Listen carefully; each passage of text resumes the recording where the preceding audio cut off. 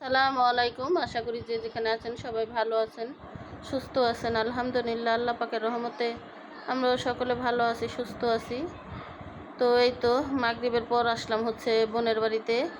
এসে দেখি বাচ্চা কাচ্চারা কান্নাকাটি করতেছে মেলায় যাওয়ার জন্য। তো আমি বসা থাকতে থাকতে আমার ছোট বোনের মেয়েকে নিয়ে মেলায় গেছিল। যাওয়ার পরে হচ্ছে এই তো এইগুলো আর কি নিয়ে আসলো। তো আমি একটু ক্যামেরাটা ধরলাম। আর যা যা আনছেন, আর সবচেয়ে বেশি সুন্দর লাগছে আমার কাছে এই পুতুল দুইটা। তো যাই হোক, আমার ভিডিওটি না টেনে সম্পূর্ণ ভিডিওটি দেখতে থাকুন, পাশেই থাকুন। ভালো লাগলে অবশ্যই আমার চ্যানেলটা সাবস্ক্রাইব করে দিবেন, লাইক কমেন্ট শেয়ার করে দিবেন। তো দেখতে থাকুন, সম্পূর্ণ ভিডিও জুড়ে সাথেই থাকুন। তো গতকালকে আমি কিন্তু ভিডিও দিছিলাম, গতকালকে আমার ভিডিও আপলোড দেওয়া হয়েছিল, কিন্তু তারপরে হঠাৎ করে কি হইলো জানি না, আমার ভিডিও ইউটিউব থেকেই ডিলিট করে দেওয়া হয়েছে। তো জানি না কোন জায়গায় ভুলভ্রান্তি হয়েছিল। তো এই তো চলে আসলাম হসপিটালে। আর আমার এই ভিডিওটা কিন্তু হসপিটালের ভিডিওটা আমার আরও 2-3 দিন আগের। তো আমি কিন্তু বলছিলাম একটা ভিডিওতে যে আপনাদের সাথে আমি শেয়ার করব। তো এখানে কিন্তু আসা হয়েছে সকালেই, আর সকালে নাস্তা করে চলে আসছি। এত আসার পরে না, আর তকদিরটা জানি না ভালো না খারাপ, একমাত্র আল্লাহ পাকেই জানে। তো যেখানেই যাই না ওইখানেই মানে সিরিয়ালে পড়ি অনেক, মানে সবার লাস্টে। তো একে 5টা 6টা পরীক্ষা দিছে। তো 5টা 6টার পরীক্ষার ভিতরে না, সবগুলোর ভিতরে আমি 30 নম্বরে 40 নম্বরে, মানে এরকম একটা অবস্থা। তো যাই হোক, কিছু করার নাই, কারণ হসপিটাল আসলে একটু অপেক্ষা করতে হয়, সবাই রুগী এখানে। তো এখানে অনেক পরীক্ষা নিরীক্ষার পরে এখন হচ্ছে আমরা বাড়িতে চলে যেতেছি, কারণ রিপোর্ট দিবে হচ্ছে সন্ধ্যা 7টায়।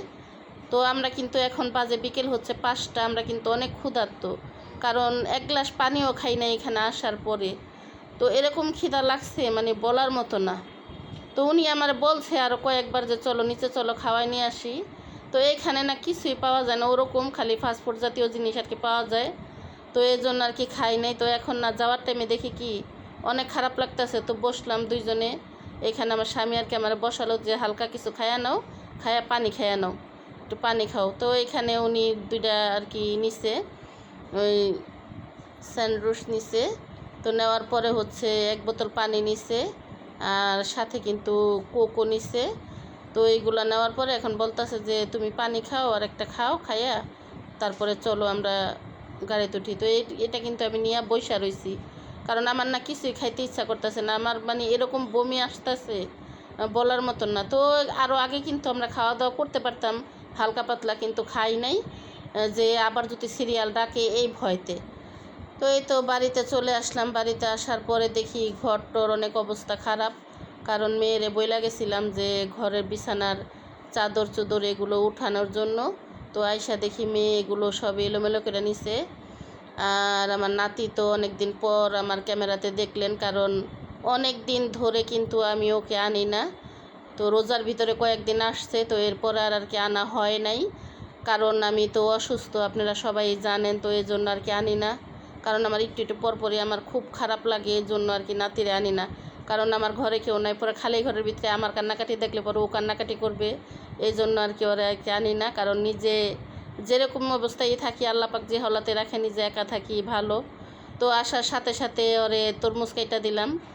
ওর দাদায় তরমুজ আনছিল আগের দিন। তো তরমুজ তো ওর খুবই পছন্দের একটা জিনিস। তো আসার সাথে সাথে বলছি যে ভাই তোমার ভাত দিয়ে আগে ভাত খেয়ে এলো, কারণ ও আবার মাদ্রাসায় গেছিলো, তো মাদ্রাসা তো নাচছে, এই জন্য আর কি বলছি যে ভাত দিই, তো ভাত খাবে না। আয়সা দেখছে ঘরে তরমুজ, বলতেছে দাদি তুমি আমার এখন ভাত দিও না, আমার তরমুজটা কাইটা দাও, আমি তো একটু পরে ভাত খাবো, গোসল করে নিই পরে ভাত খাবো। তো এখানে ঘর দর এলোমেলো, নাতিকে তো তরমুজ কাইটা দিলামই, আর মেয়ে এগুলা গুছগাছ করতে আছে, তো করুক। আর আমার তো রান্নাবান্নার বেশি একটা আজকে নাই, তো কারণ ওই তরকারি যা ছিল এগুলো সবই আছে, আর পোলাও আছে। তো এগুলোই আর কি দুপুরে এগুলো দিয়ে খাওয়া দাওয়া করব, আর ওরেও খাওয়াবো। আর চুলায় ভাত বসাইছি, কারণ আমি পোলাও টোলাও খাবো না। তো আমার জন্য আবার ভাত বসাইতো, নাতিরে জিজ্ঞেস করতেছে যে তুমি কি ভাত খাইবা না পোলাও খাইবা। এখন বলতেছে যে না দাদি আমি পোলাও খাবো, আমারে পোলাও দিবা।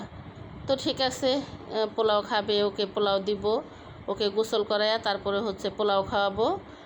আর এই তো এখানে গোসল টোসল করে আমার নাতি ফ্রেশ হয়ে গেছে, নাতিকে এখন খাওয়াচ্ছি।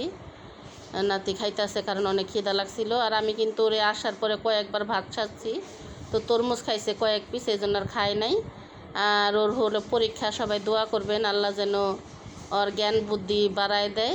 তো ভাত খাওয়ানোর পরে একটু রেস্ট নিবে, রেস্ট নেওয়ার পরে হচ্ছে পড়তে বসবে। তো এটাই আর কি আমি বলতেছি যে ভাই জিরিয়া টিরিয়া তারপরে পড়তে বসবা। তো যাই হোক, আমার আজকের ভিডিওটা আপনাদের কাছে কেমন লাগলো কমেন্ট বক্সে জানাবেন। তো আমি নাতিকে জিজ্ঞেস করতেছি যে ভাই তোমার কি পরীক্ষা? তো আমার কি উত্তর দিতেছে জানেন? আমার বলতেছে যে তোমরা কি জানো না আমার কি পরীক্ষা? আচ্ছা বলেন তো ওর কি পরীক্ষা আমরা কীভাবে জানবো? তো এগুলো নিয়ে না হাসতেছি। তো যাই হোক, তো আমার আজকের ভিডিওটা আপনাদের কাছে কেমন লাগলো কমেন্ট বক্সে জানাবেন। কথার মাঝে কোনো ভুলভ্রান্তি হলে ক্ষমার দৃষ্টিতে দেখবেন। তো আজকের ভিডিওটা এই পর্যন্তই, আবার দেখা হবে আগামী কোনো ভিডিওতে। সবাই ভালো থাকবেন, সুস্থ থাকবেন, তো আমাদের জন্য দোয়া করবেন। আল্লাহ হাফেজ।